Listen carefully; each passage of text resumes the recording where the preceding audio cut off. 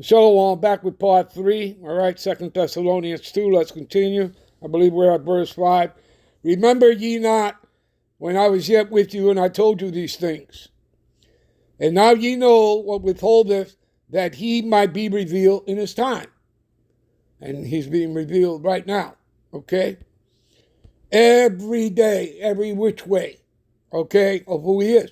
When you go into the word wicked, it means criminal. And that he's opposed to the Most High. You understand that? And we just finished reading about him being opposed in Thessalonians 2 and 4, who opposes and exalted himself above all that is called the Most High. All right? For the mystery of iniquity does already work. Only he now who letteth will let, and it's the Lord that has led him, so that, again, they would fall by their own tongues. What is that? Psalm 64 and 8. Okay? That they will fall by their own tongues. They tell on themselves. Okay? Until he be taken out of the way. Who's going to take him out of the way? Not us. That's Yahweh Shai and the angels. Okay?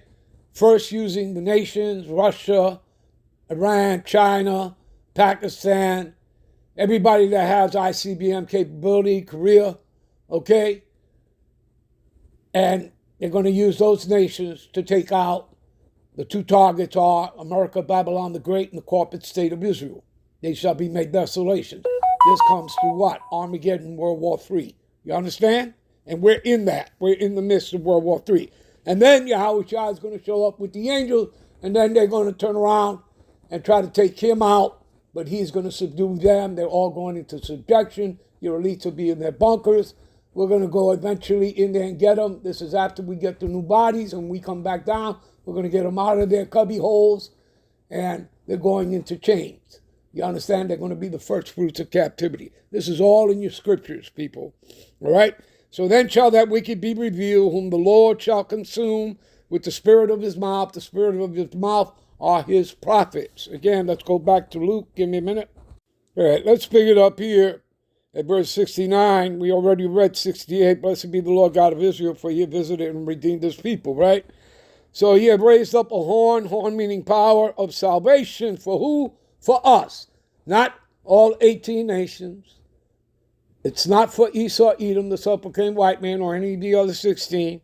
It's for the nation of Israel, right? And we've proven that, all right? He had raised up a horn meaning power of salvation for us in the house of his servant David. Again, the house of David is being restored, okay? So, as he spake by the mouth of his holy prophet, which have been since the world began, right? And what did we read here? All right? Then shall that wicked be revealed, whom the Lord shall consume with the spirit of his mouth. Okay? You understand? We're the mouthpiece of the Lord. Okay? His prophets. Okay? And shall destroy with the brightness of his coming. That's talking about that thermonuclear fire, the ICBMs. Even him whose coming is after the workings of Satan. You see that? After the workings of Satan. Talking about Esau, Edom, because they're the children of Satan.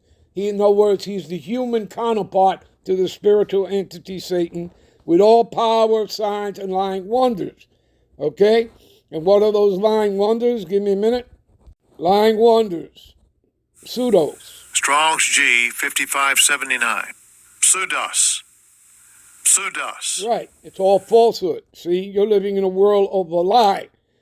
Conscious and intentional falsehood. You see that?